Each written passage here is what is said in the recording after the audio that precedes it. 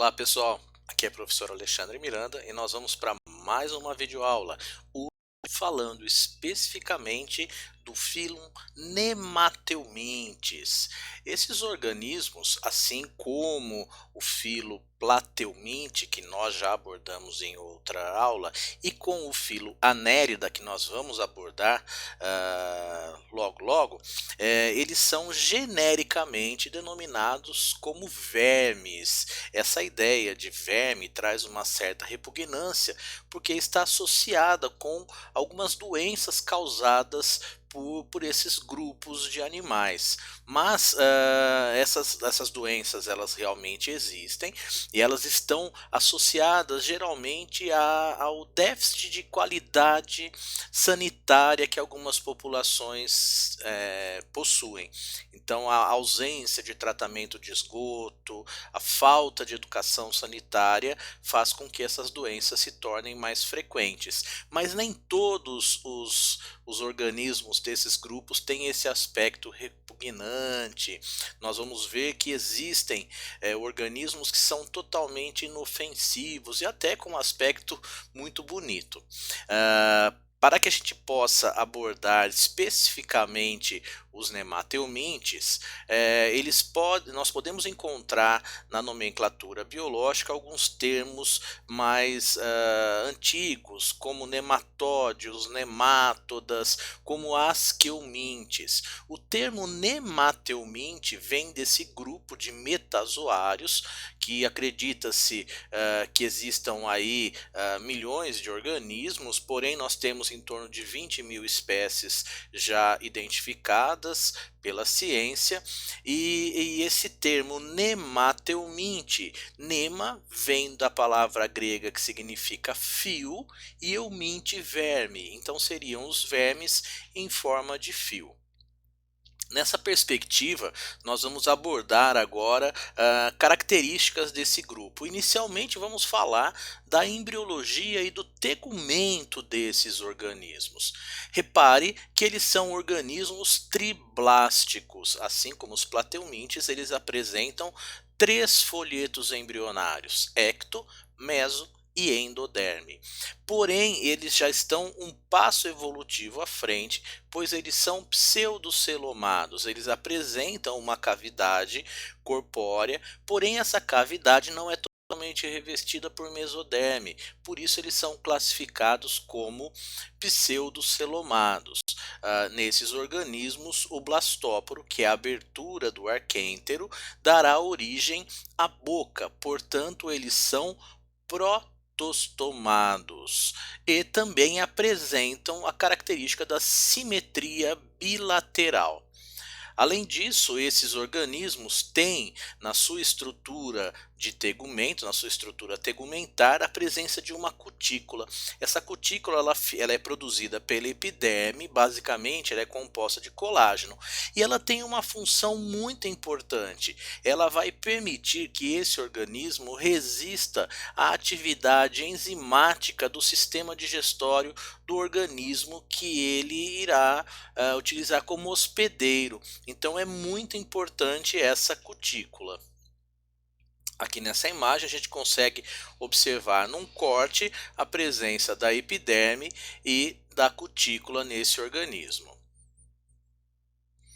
Em relação à respiração e à digestão nesses organismos, eles não apresentam um sistema digestório, desculpa, respiratório. A respiração é feita através do tegumento da estrutura cutânea, através da difusão. Então não existe um sistema respiratório propriamente dito para esse organismo. Em relação à digestão, eles são os primeiros na escala evolutiva a apresentar um sistema digestório completo, que seria um sistema digestório que apresenta a abertura da boca e o ânus. Nós vamos observar que a boca desses organismos, elas apresentam lábios. Esses lábios, existem papilas sensoriais e também papilas cortantes, que isso vai auxiliar que esse organismo rompa a estrutura daquele seu hospedeiro. Existe também uma faringe, que ela toda revestida por estrutura muscular que facilita o bombeamento, a movimentação do material ingerido através do sistema digestório. Nos organismos que são parasitas, eles se alimentam a sua fonte alimentar já é pré-digerida pelo próprio hospedeiro, mas nós teremos espécies que se alimentam de vegetais, espécies que são fitófagas e também espécies que se alimentam de outros organismos, espécies carnívoras. Então aqui nós observamos a estrutura desse organismo mostrando todo o seu tubo digestório, as porções dele, da abertura que é a boca até a saída que é o ânus. Em relação à circulação e à excreção desses organismos, nós não teremos um sistema circulatório propriamente dito. Esse material ele vai ficar circulando no próprio pseudoceloma. Então os nutrientes serão distribuídos por essa estrutura. Então os gases, os nutrientes, as substâncias tóxicas ficarão circulando pelo pseudoceloma. Já a excreção desses organismos, eles apresentam sim uma estrutura já própria, um sistema excretor que ele tem um formato de H. Ele tem dois tubos longitudinais que vão percorrer toda a lateral do corpo do verme e haverá um canal transversal que ligará um lado ao outro, e desse canal terá um ducto que será o ducto excretor. A principal substância excretora desses organismos é a amônia. Então aqui nós conseguimos observar o ducto excretor, o poro excretor e também os canais laterais desse organismo e também o canal transversal. Então esse é o sistema excretor de Nematelminthe. Em relação ao sistema nervoso e também ao seu sistema reprodutor, nós vamos observar que esses organismos apresentam dois cordões nervosos que vão percorrer o organismo longitudinalmente na região ventral. Da faringe, nós vamos observar que esses cordões nervosos eles partem em direção à região anterior e também em direção à região posterior. A região anterior ela é a região que terá maior número de terminações nervosas relacionadas à sensibilidade, e que isso vai ser muito importante para que o organismo, já que tem uma concentração dessas células nervosas na região anterior, possa se localizar, procurar alimentos, fuga de situações que o coloquem em perigo. Então aqui nós observamos o tubo nervoso, a região anterior. Reparem que nós temos aí esse anel nervoso em torno da faringe, então ele fica ao redor da faringe e ele fica se projetando tanto posteriormente como anteriormente. Já em relação ao sistema reprodutor, os nematelmintes basicamente, em sua maioria, eles são dioicos, isto é, eles apresentam sexos separados. Então um organismo que tem a estrutura masculina e outro que tem a estrutura feminina. E é interessante nesse grupo que surge o dimorfismo sexual. Quando nós falamos em dimorfismo sexual, a estrutura do macho é diferente da estrutura da fêmea. Normalmente os machos são menores e na porção posterior, na terminação final do seu corpo, ela é afilada e curva, justamente para que essa curvatura facilite o processo de cópula. A fecundação nesses organismos ela é uma fecundação cruzada e o desenvolvimento é indireto, isto é, apresenta uma forma larval. Então aqui nós conseguimos observar na imagem acima uma fêmea e abaixo o macho. Repare que a região terminal do macho ela é curvada e ele apresenta espículas copulatórias. Nós vamos falar de 3 doenças causadas por nematelmintes. Nós vamos falar da ascaridíase, Falaremos também da ancilostomose e da filariose. A primeira que nós falaremos será a ascaridíase. A ascaridíase ela é causada por um verme, por um nematelminte, chamado Ascaris lumbricoides. É a verminose intestinal humana mais comum que existe. A contaminação por essa doença ocorre quando o hospedeiro, no caso o homem, ele ingere ovos desse parasita que geralmente são encontrados no solo, na água, em alimentos contaminados por esses ovos que estavam nas fezes humanas. Então essa contaminação ocorre através de um ciclo oral fecal. O único reservatório dessa doença é o homem. Se os ovos que se encontram no meio, eles podem contaminar esse meio ambiente por vários anos. Então é uma doença que ela, em regiões que nós temos ausência de saneamento básico, é uma doença extremamente comum. Então aqui nessa imagem nós observamos um conjunto de vermes, um conjunto de ascaris. Como ocorre o ciclo então? Inicialmente, o indivíduo ele terá ingestão de água ou de alimento contaminado com os ovos de ascaris, e isso adentrará o tubo digestório. Chegando no intestino delgado, o ovo irá se romper e liberará a larva.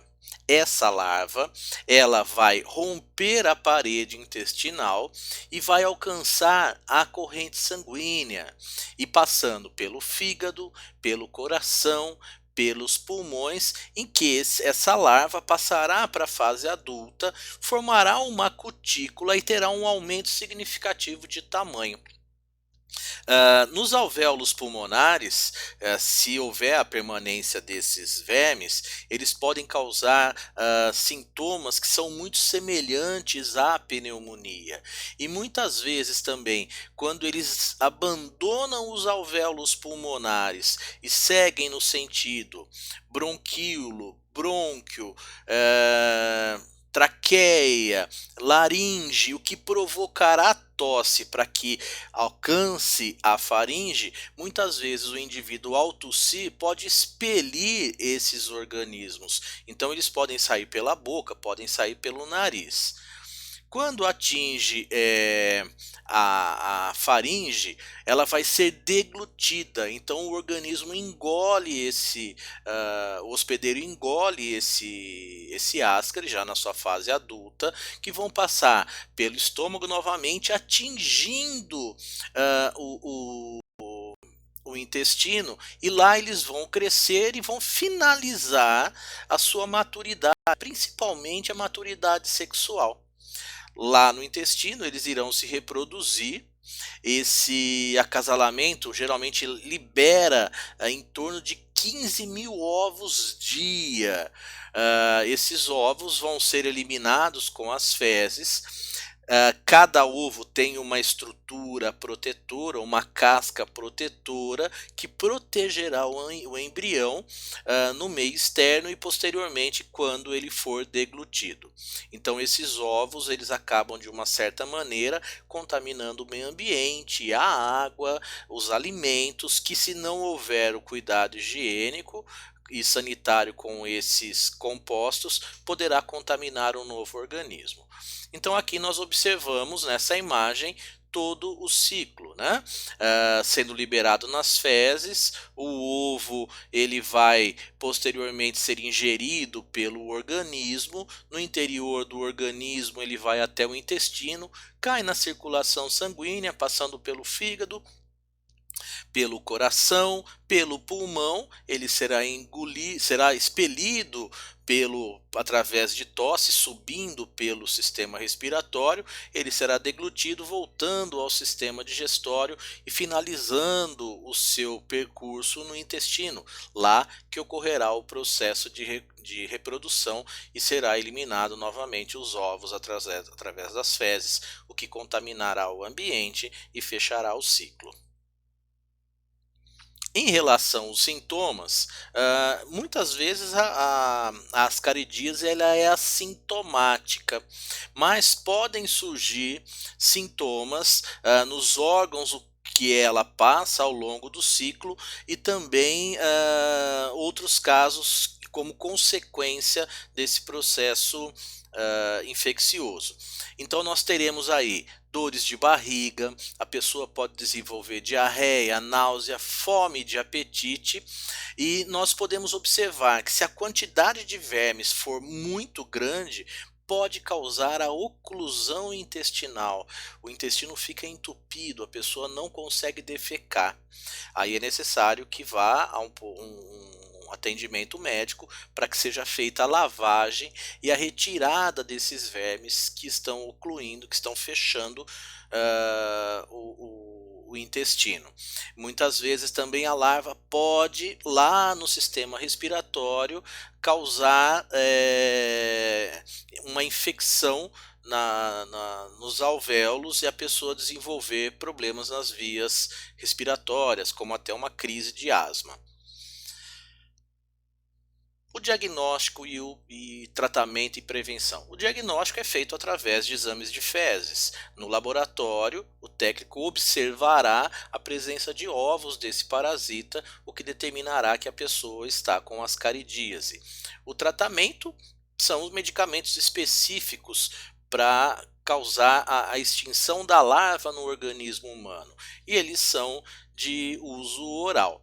A profilaxia são as medidas de saneamento básico. Então, tomar água filtrada ou fervida, lavar bem os alimentos, higiene com as mãos, não ingerir terra que pode estar contaminada. Então, todo esse cuidado é importante. Além do que, o cuidado e o tratamento dos doentes, para que o ambiente não seja contaminado novamente. Outra doença é a ancilostomose. A ancilostomose, ela é também conhecida como amarelão, como a doença do Jeca-tatu, mal da terra, opilação. Ela é causada por dois grupos, ou pelo ancilostoma duodenale ou pelo Necator americanus. São vermes com dimensão entre 1 e 1,5 cm.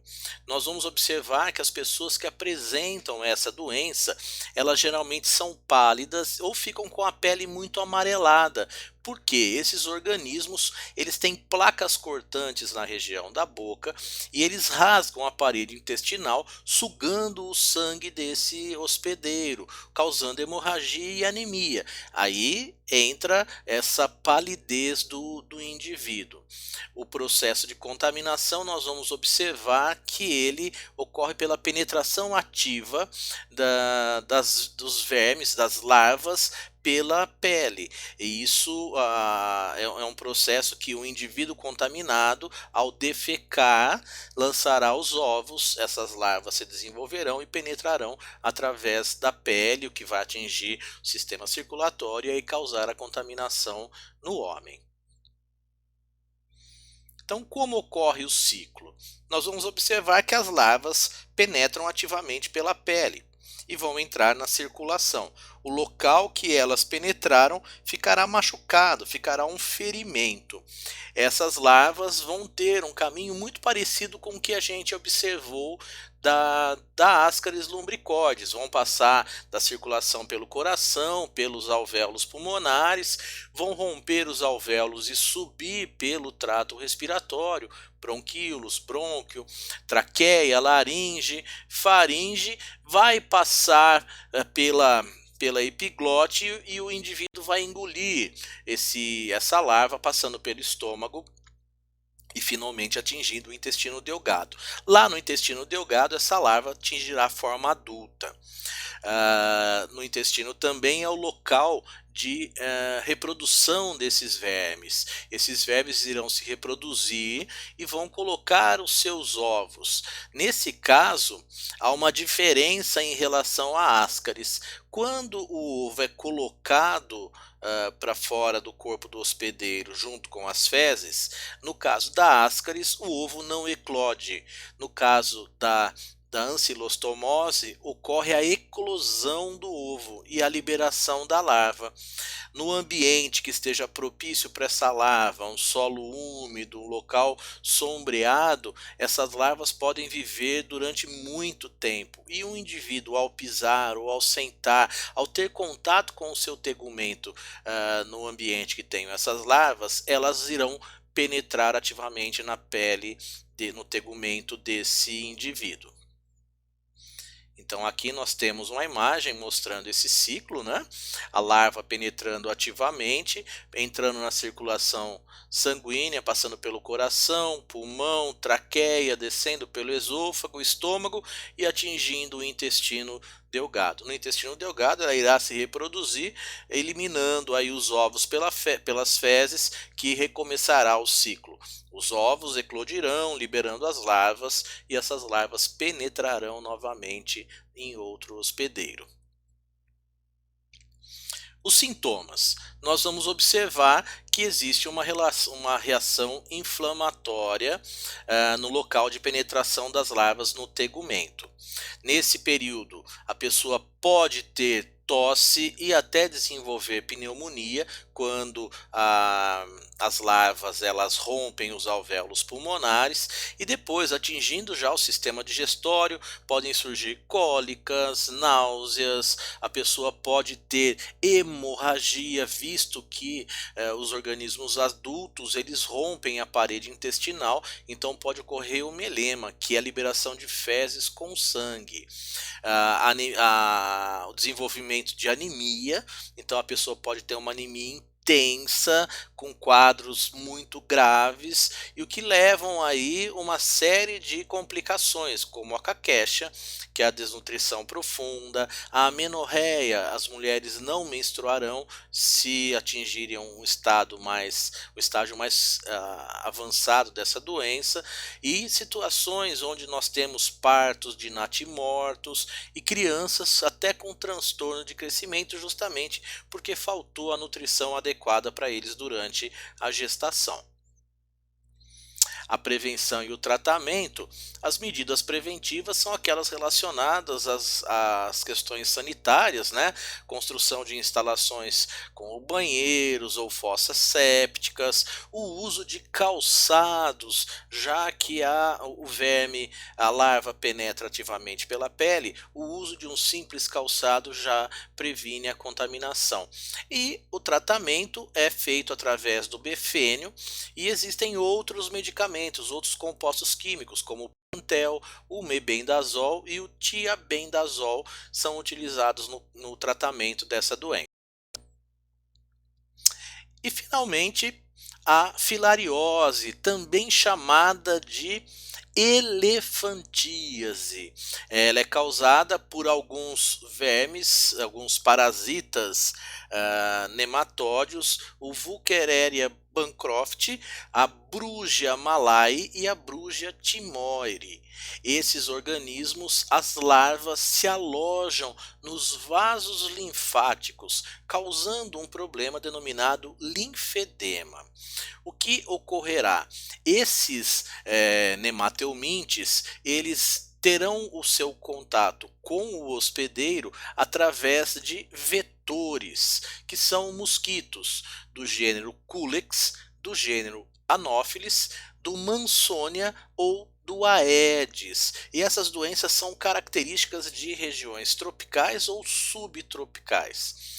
Quando as larvas desse nematóide obstruem, entopem o vaso linfático, ocorre um edema, então há um aumento do tecido, um acúmulo de líquido, e esse edema ele é irreversível. Nós vamos observar que as formas adultas desses vermes, elas têm no corte, numa secção circular, eles, como é característico dos nemateumintes, têm um tubo digestório completo, e a reprodução deles é exclusivamente sexuada e desenvolvimento indireto, e são justamente essas larvas que causarão o problema. As larvas elas têm em torno ela tem um formato fusiforme, então ela é afinada nas extremidades e um pouco mais espessa na região central, e elas apresentam em torno de 0,2 milímetros. Então nós vamos observar que essas larvas, vamos voltar aqui. Essas larvas, elas são transmitidas pela picada dos mosquitos. Nós vamos observar que na corrente sanguínea elas vão para os vasos linfáticos e ali elas vão se maturar até atingir a forma adulta. Então, cerca de 8 meses após a infecção inicial, elas vão começar a produzir as microfilárias, e essas microfilárias elas vão ocupar e vão se dispersar pelo corpo, geralmente os membros inferiores ou a região escrotal, ou também as glândulas mamárias, o que causará um aumento nessa estrutura. Então nós vamos acompanhar agora um vídeo do Ministério da Saúde falando sobre a elefantíase.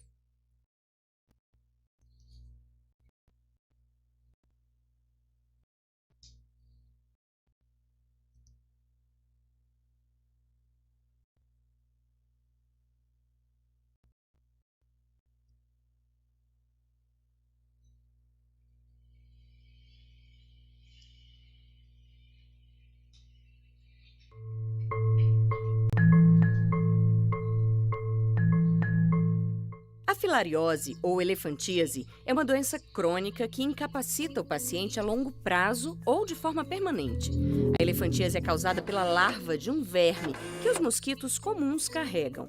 A transmissão ocorre quando um mosquito infectado pica um indivíduo e as larvas entram na pele e lá dentro começam a se desenvolver até a fase adulta.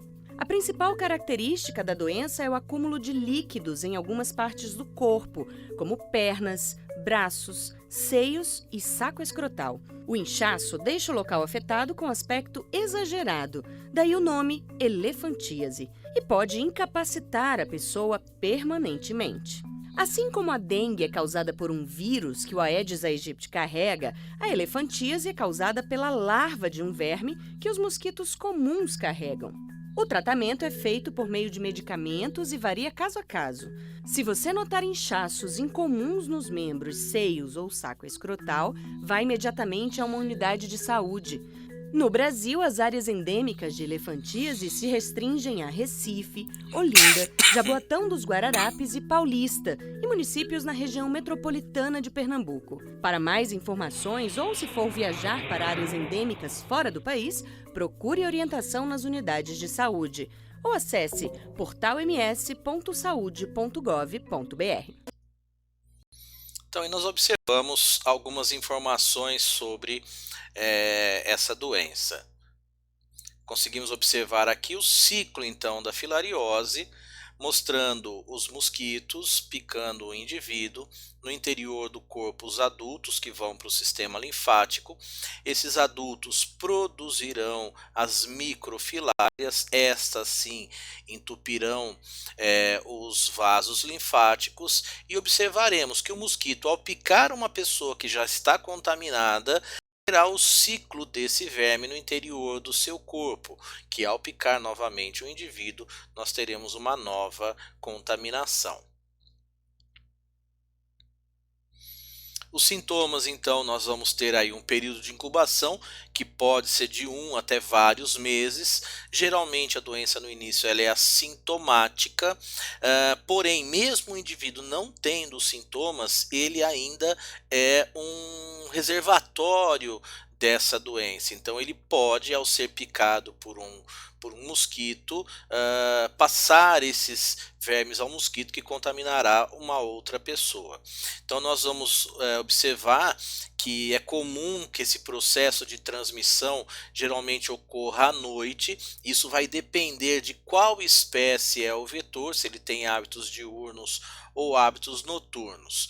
Nós vamos então observar que ao atingirem o sistema circulatório, ocorrerão algumas reações alérgicas, ou defesa do próprio sistema imunitário, que pode causar coceira, o indivíduo pode apresentar febre, pode ter tosse, pode ter asma, podem aparecer as chamadas adenopatias, que nada mais são do que inchaços dos gânglios linfáticos, que vão ser na região do pescoço, na região inguinal e também na região das axilas.